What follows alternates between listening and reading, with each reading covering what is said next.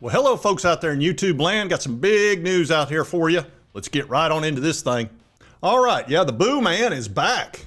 That's the understanding. We're going to take a look and see where everything stands. Also, DJ Lagway's hurt again. I can't believe that. Man, that guy has just every time he walks outside, something happens. This time it looks like he's hurt his lower leg. It's just, man, he's having a tough time. Anyway, we're going to talk about that a little bit. But first, we got to get into the Boo news because this is significant. Now, before we get into this, you know, Boo has been a serious topic of conversation in K-Town, all over Vol Nation. He pretty much has been unavailable. Whenever they called his phone, he didn't answer. And that's what the kids today call ghosting. So Boo, no pun intended, has been ghosting the team and Josh Heupel. What happened? Are you okay? He slimed me. That's great. Oh, yeah. He slimed him. But he's shown back up, and he wants back on the team, and that's good news for Tennessee. That's good news for him. Let me tell you something. He doesn't need to Nico himself. He needs to be on this team. He's making great money. He's going to get to play both ways, return punts, do all the things we need him to do, and it's a perfect situation for him. Now, I know he got kind of butt hurt because I think a couple of the guys on the player council got tired of that crap, and they confronted him, and I think words were exchanged, and it got physical, which, again, folks, that happens all the time on football teams. That is not a big deal, but I think he got hurt. Not physically. I mean, he's tough as nails, but I think it just, nobody's going to talk to him that way type of thing. But I think he finally realized, geez, do I really want to fight this transfer portal thing? Yeah, he might have won in court or however it was he was going to do this, dropping out and all that, but that's not really a good way to go.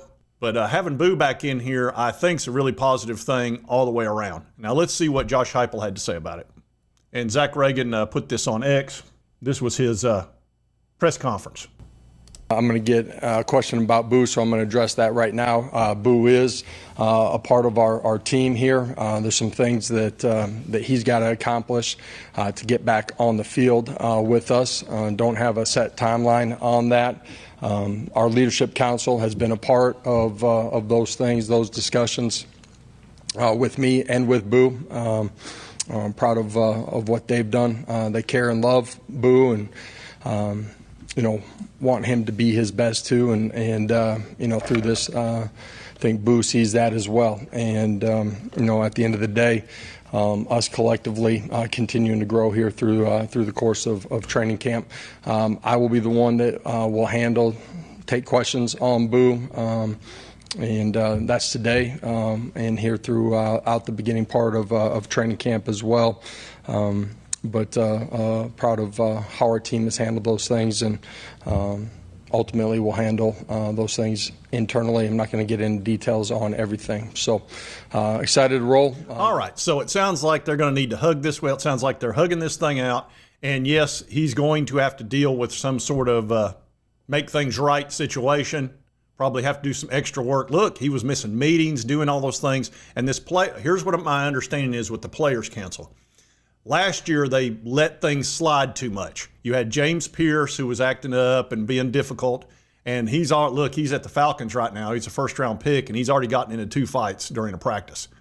James is a tremendous talent, but he can get out of sorts. And Tennessee had to deal with that a lot, and the players, they're like, hey, if we're going to have a Players Council, we need to kind of hem this in and quit letting people get out of line to this level. And, of course, Nico missed meetings last year. He missed workouts. And so they're like, hey, this year we're not putting up with that crap anymore. It just leads to bad things. That's easy to say, but it's hard to actually work through that because you're going to get tested. And the test will not be the average player or the below average player. No, the test is when you have a high octane player that's super talented that you really need. And then that's the person that's going to test you because they know they can. Logical. An average or below average player is going to be like, I better just kind of watch my P's and Q's here. But the really talented ones are like, hey, I'm going to do what I please. And I think he found out that's not the case. These players aren't going to tolerate it. So that's where we stand with Boo. I'm sure we'll hear a lot more over the coming days. But it definitely sounds like he's going to be on the team, and that's good news for both sides. All right, now let's get into DJ Lagway. He, unfortunately, look, if you watch this channel, I don't like anybody getting hurt. I don't like that. It's not a fun experience for the player. When I was at UT, I was playing golf back in the 80s, and I got a back problem that I had to go to therapy for and all this, and I missed 2 different golf tournaments, didn't get to travel with the team and all of that, and it sucks. I mean, it's frustrating beyond belief because that's what you're there for. You're there to play for golf tournaments, but for football players to play in games. And I basically missed 2 games, which really stinks because you only get to play so much in college. And it's a big deal to you, especially when you're 18, 19, 20 years old. It's your whole world. So having a player get hurt is very frustrating for the fan base, but even more for the player. So I'm not over here celebrating it in any way, shape, or form. It just appears that DJ is a little bit injury prone because I think this is the 4th time he's been hurt, and this one wasn't on the field. Now, I will tell you this. Had he not gotten hurt in that Georgia game, they win that Georgia game. Oh, hell no! Yeah, and I know Georgia fans get upset by that, but look, I watched that game. DJ is a different player. I don't know what it is, the magic that he brings to that team, but they play different when he's out there. The defense plays better, the offense plays better. And look, he was out there hopping around after the Georgia game. He missed the following game, and they still won. They were winning ball games because they win with DJ. There's just something about that dude. The players love him. That's all it can be. I'm sorry, winning. You starting to get the concept now? Oops, winning. So let's see what Florida has to say about it. They're probably a little bit sensitive about it, which is understandable. Look, this guy could be really special. We're talking All-American type player that could be a first-round draft pick, and he could definitely lead Florida. Look, he was a true freshman last year. You know how hard it is to be a true freshman playing at that level with that schedule that they had, which was a nightmare, and they won 8 ball games. Coming off, 3 losing seasons in a row. And understand, everybody knows that watches this channel knows they are my nemesis. They are my Newman. Hello, Newman. Hello, Jerry. Absolutely they are. But I'm never going to root for one of their players to be. I want them at full strength when we play them because we got to go down to that dadgum swamp, and I'm tired of losing down there. I'm sick of it, and they love it. Oh, man, they party like it's 1999 every time we lose down there. It's awful. I said it's great to be a Florida Gator. I said it's great to be a Florida Gator. I said. Anyway, I'm either going to go to High Top Sports, Locked On Gators, or Alley peek into the Gators. One of those 3 spots, I'm going to go check and see how they're handling things. And I figured Locked On Gators today. So, DJ Lagway reportedly in a walking boot, and On 3, 24/7, they all started reporting it officially at around the same time. And so the reporting is consistent in terms of, yes, walking boot, calf strain, happened on team run, all that consistent. Where the reporting gets inconsistent, and part of that is probably due to the rumors that have been circulating and people speculating, and some places are going to say that it's more severe than it really is. Some places are going to say it's not as severe as it really is. Not sure how long he's going to be out. Not sure how much time he's going to miss, if he's going to miss any time at all. And of course, that's the, I think, optimistic side of, well, maybe he can play through it completely, right? Walking boot for the days leading up to camp, and then full go, or at least, out of the walking boot, and maybe he's not doing the running or the jogging, and he's not escaping the pocket, but he's able to drop back and make passes and operate as a pure pocket passing quarterback for a bit. Maybe, right? I don't think that's the case. I'll say that. I don't think he's just going to be full go now that it's like, all right, well, we're putting the pads on. I'm just going to be full go, and we'll be able to, walk everything else off essentially.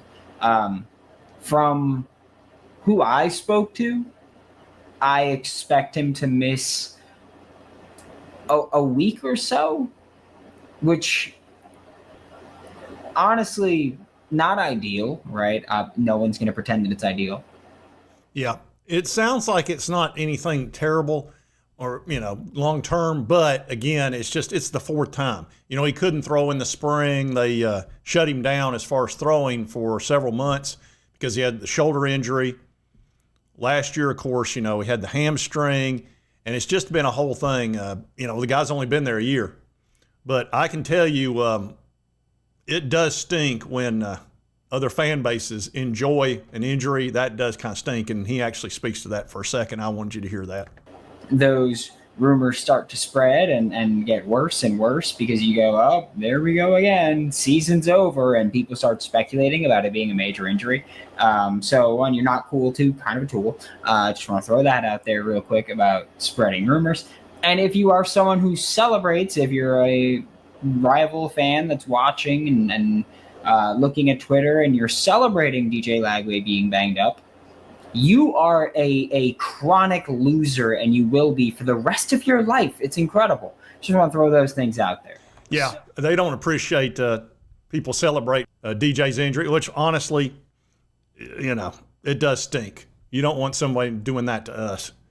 And here's the other thing. If we do beat them at the Swamp, which has been, God, it's been forever, I want them at full strength. I don't want any excuses, oh, we were in their backup or whatever. Look, honestly, I think if that dude on Locked On Gators was the starting quarterback, they'd probably take us to overtime down there at Swamp. For some reason, we just play like crap down there. I don't know if it's some sort of curse, the Florida curse or whatever it is.